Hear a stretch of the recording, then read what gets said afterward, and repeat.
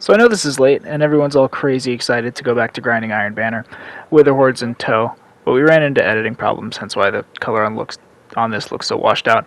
Uh, Bear with me, I promise this is going somewhere, and you can all go back to not getting those god rolls in like 5 minutes. Alright, so I thought I'd jump on the bandwagon and air some thoughts about capture point trials. I want to come at this from multiple perspectives, and I'm sure a lot of this will echo actual popular content creators like Astacross and Fallout, but I needed to get my own thoughts out here regardless. So first off, let's get the salt out of the way. As a higher skilled player who likes to do carries and trials help, hate this. Hate everything about it. Hate the smell, hate the taste, hate the texture. The idea that I can stomp 1v3s and still lose is like Clown Car Funhouse Mirror levels of loopy. My constructive feedback here, though, would be I feel the point caps too quickly and is available too fast. This is less of an issue when the point's midway on the map, but when it's on either side, the offensive team can get to it like a split second before it's being capped at best. It just feels bad. It should absolutely be a win condition, but you shouldn't be able to throw a Glacier Nade or a Titan Wall and just clutch up the map, or clutch up the round single-handedly. Feel free to disagree in the comments. I'm a big girl, I can take it. I think an improvement on this would be making the cap zone take slightly longer to take, or having its progress slow if the player standing on it's taking damage. This would make it so that defensive objective-oriented play is still like feasible, but doesn't force the offending team to be recklessly aggressive by necessity. Further, I worry about this mode variation on different maps. This map was pretty one-to-one symmetrical, which does a lot of heavy lifting for the mode. But imagine Twilight Gap or like Pacifica, or whatever the fuck map has that big church on it. Having to consistently push an enemy point that's entirely inside of a building because you won a round is a recipe for a dwindling player population. I don't know. In contrast to my hometown, this mode could use some more tweaking.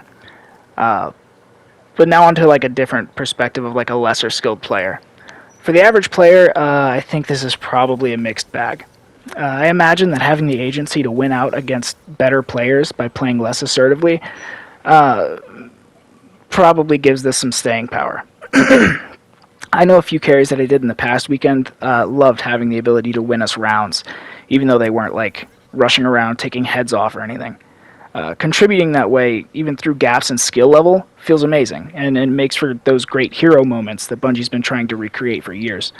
Those memories will stay with people and keep them coming back into the mode to get better, and I love that. I absolutely love that. Very healthy. But on the other hand, average skilled solo players are the lifeblood of any PvP mode, and this experiment for them, ouch. I don't remember the exact numbers, but something like 12% of solo queuers went flawless last week. That's not great for long-term player retention and morale. And that's historically led to the downward spiral of Trials-esque modes. Trials of the Nine, Old Trials of Osiris, etc. And I'm torn as to whether or not a freelance playlist is the answer here.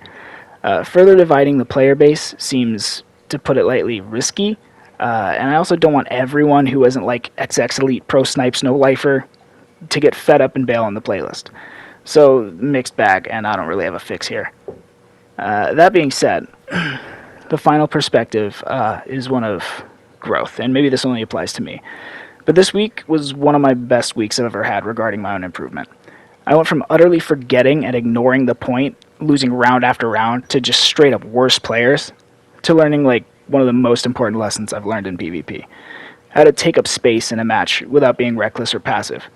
Not every measure of prowess or how good you are has to be displayed through numbers and crit shots, and I forgot that. I learned how important just my presence can be for teammates. You know, ego challenging me with 3 hardscopers, cool, points halfway ours already, I'll just dick around with you. Playing point back in your spawn, refusing to engage, cool, play my cover and pressure you until you overcommit. This sort of mental game did wonders for my win rate. So yeah, all in all, I'm pretty happy with the way this little experiment turned out, even if it's not completely baked through yet. Up here in a little bit, there's a clip that better elucidates my point about taking up space in a match if you care or found these clips so far interesting. I'm just going to let the rest of this pretty much play out, and yeah, that's it for me. But yeah, that pretty much wraps it up. See, you can go out to pretending Iron Banner's worth doing now. We can all go our separate ways. I've got that off my chest. But before I go, you should consider doing the whole like comment sub dance thing, just to let me know what kind of content you all want going forward. Maybe I'll stream more and do some free carries. We'll see. And also do it so I can afford ramen this month. Love you. Bye.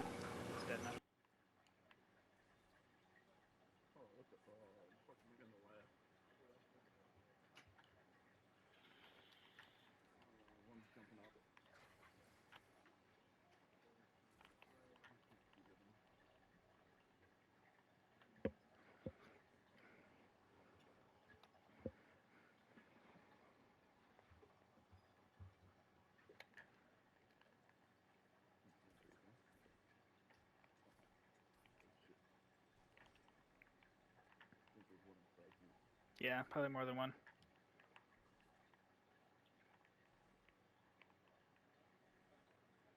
That's right. Fucking hide from me.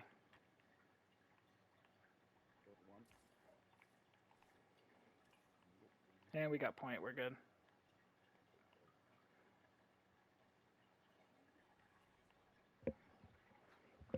They're afraid to engage with me, so we can play that game. That's fine.